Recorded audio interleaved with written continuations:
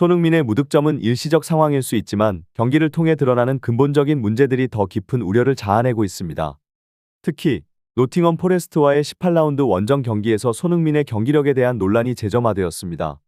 이번 경기에서 손흥민은 전성기의 날카로움을 보여주지 못했으며 팬들은 그의 저조한 활약 뒤에 숨겨진 원인을 찾으려 애쓰고 있습니다. 특히 눈길을 끈 것은 손흥민을 잠시 지도했던 누누 에스피리투 산투 감독의 발언입니다.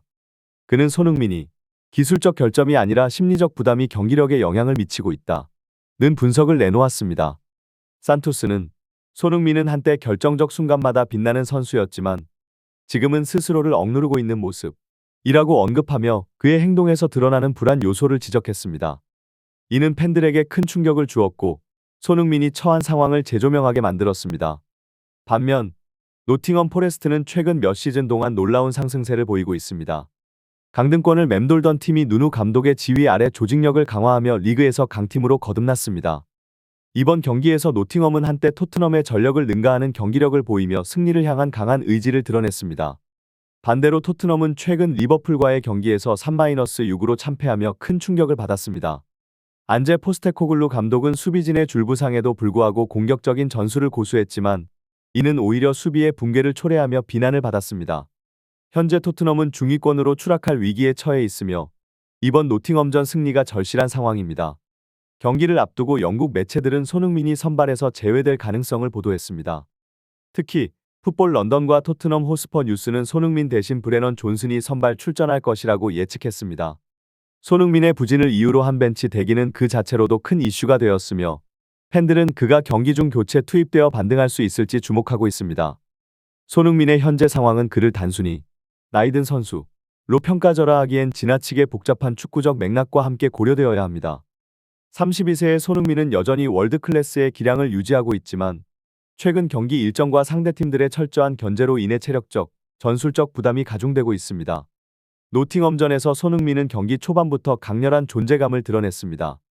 경기 시작 4분 만에 슈팅을 기록하며 적극적으로 상대 골문을 노렸지만 슈팅은 상대 수비에 굴절되어 골키퍼 정면으로 향했습니다.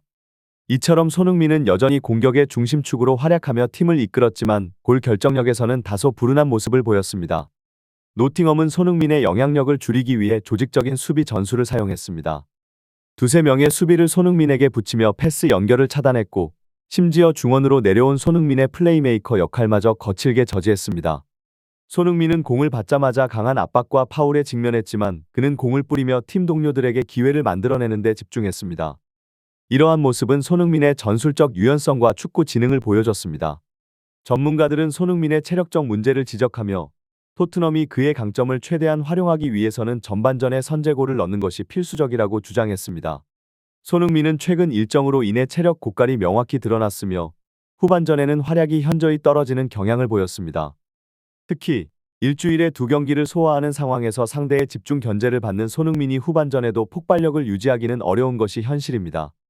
또 다른 전문가들은 손흥민의 활약을 극대화하기 위해 그의 주변 동료들이 더 적극적으로 움직여야 한다고 강조했습니다. 페널티 박스 안에서 손흥민이 다수의 수비수에 의해 고립된다면 이는 곧바로 주변 공간이 열릴 가능성을 뜻합니다. 클루셉스키, 존슨 그리고 미드필더진이 더 적극적으로 공간을 활용하고 움직임을 만들어낼 필요가 있습니다.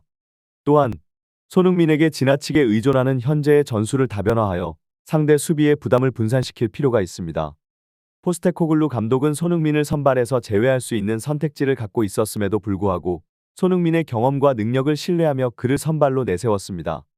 이는 팀의 간절한 승리 필요성과 손흥민의 리더십을 고려한 결정으로 보입니다.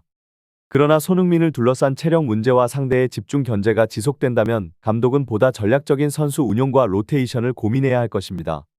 손흥민이 중원까지 내려와 공을 받아 운반하고 좌측과 중앙, 심지어 수비까지 커버하며 과도한 부담을 떠안고 있다는 점은 경기 중 분명히 드러난 문제였습니다. 이로 인해 그의 체력은 급속도로 소모되었고 공격수로서의 본래 임무인 골과 찬스 창출에 전념하기 어려운 상황에 직면했습니다. 분석가들과 팬들은 한 목소리로 동료들의 움직임 부재를 지적했습니다.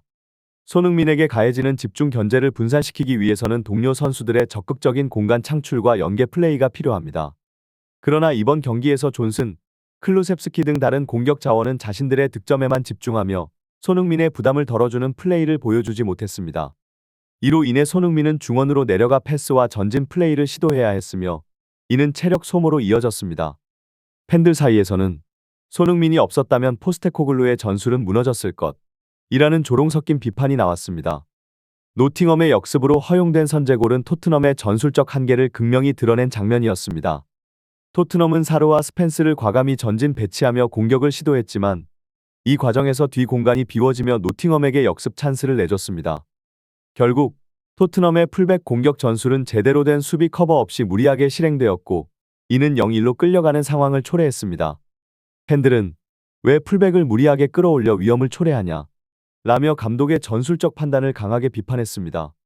후반전 토트넘은 노팅엄의 밀집 수비를 상대로 제대로 된 공격 전개조차 하지 못했습니다. 후방 빌드업은 전방으로 연결되지 못하며 답답한 흐름이 이어졌습니다. 이 와중에 손흥민이 얻어낸 프리킥 찬스는 경기의 유일한 희망처럼 보였습니다. 손흥민은 키커로 나서 날카롭게 감아 찬 슛을 시도했지만 아쉽게도 공은 골대를 살짝 벗어났습니다. 팬들은 이 장면을 두고 손흥민이 시즌 초부터 프리킥을 전담하며 꾸준히 연습한 결과가 드러났다며 그의 노력과 능력을 칭찬했습니다. 일부는 토트넘에서 본 프리킥 중 가장 완성도 높은 시도라는 평가를 내놓으며 손흥민의 프리킥 전담 가능성을 긍정적으로 전망했습니다. 노팅엄 포레스트와의 경기에서 토트넘은 손흥민의 체력적 한계를 드러내며 또다시 무기력한 패배를 기록했습니다.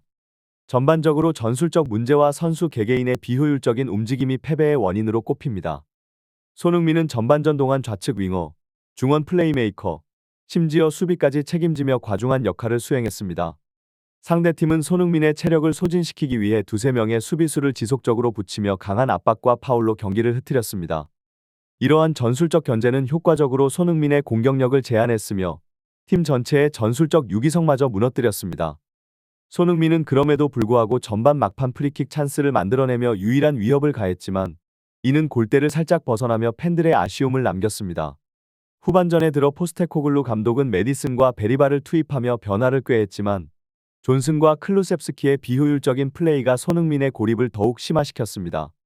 존슨은 우측에서 컷백이나 대각선 패스 같은 창의적인 플레이를 시도하지 못한 채 공격을 반복적으로 무산시켰고 클루셉스키는 무리한 드리블과 슈팅 난사로 기회를 낭비했습니다.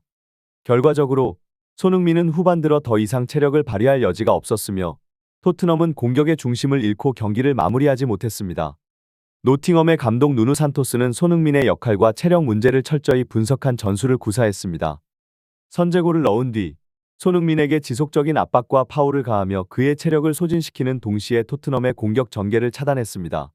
산토스의 이러한 전술은 경기 후 많은 전문가들로부터 냉철하고 전략적이었다는 평가를 받으며 팬들로 하여금 포스테코글루 감독의 전술적 미숙함과 대비되게 했습니다. 팬들과 전문가들은 이번 여름 이적 시장에서의 포스테코글루 감독의 판단을 강하게 비판했습니다. 특히 우측 윙어 자원으로 4명의 유망주를 영입했지만 이들 중 누구도 즉시 전력감이 아니었고 이는 존슨의 부진한 퍼포먼스로 이어졌습니다. 손흥민에게 지원을 제공할 우측 자원이 부족한 상황은 전술적으로 치명적인 한계를 드러냈습니다. 이번 경기는 손흥민 개인의 책임이 아니라 팀 전체의 문제를 적나라하게 보여주었습니다. 손흥민이 과부하를 받으며 체력을 소진하는 상황이 계속된다면 그는 장기적으로 부상 위험에 노출될 수 있으며 팀의 성과도 기대하기 어렵습니다. 해결책 제안 1. 전술적 유연성 확보. 포스테코글루 감독은 손흥민 중심의 전술에서 벗어나 다양한 옵션을 활용해 상대를 혼란시킬 수 있는 전략을 마련해야 합니다. 2. 동료들의 역할 증대. 존슨, 클루셉스키와 같은 자원은 손흥민을 보조하기 위한 창의적인 움직임과 패스 능력을 보여줘야 합니다. 3. 체력 관리와 로테이션. 손흥민의 출전 시간을 조절하고 중요한 경기에서 폭발적인 활약을 할 수 있도록 체력 관리를 강화해야 합니다. 토트넘의 이번 시즌은 손흥민에게 지나치게 의존하는 체제로는 지속 가능하지 않음을 보여주고 있습니다. 팀 전술의 다변화와 동료 선수들의 역할 증대가 이루어져야 손흥민과 팀 모두 성공할 수 있을 것입니다.